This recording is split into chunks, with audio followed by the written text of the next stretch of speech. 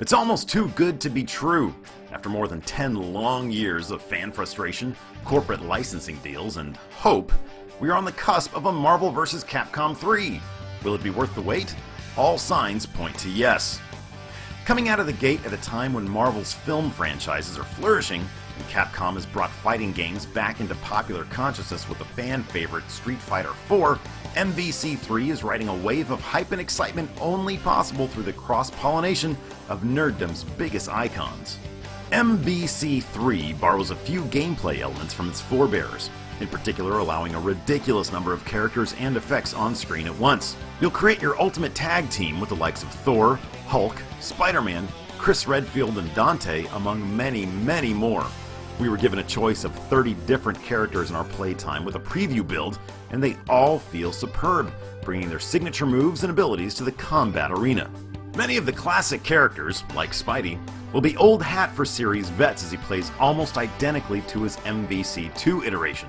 Newcomers like the hard-hitting Wesker from Resident Evil and Arthur from the Ghosts and Goblins series are complete departures from normal fighting game expectations and feature a style all their own.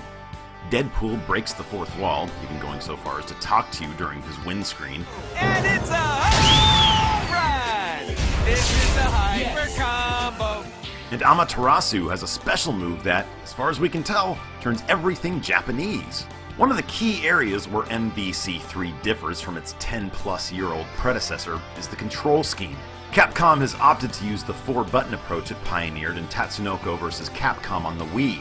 On one hand, this makes the game much more accessible to newcomers who can press buttons and watch tons of cool moves happen.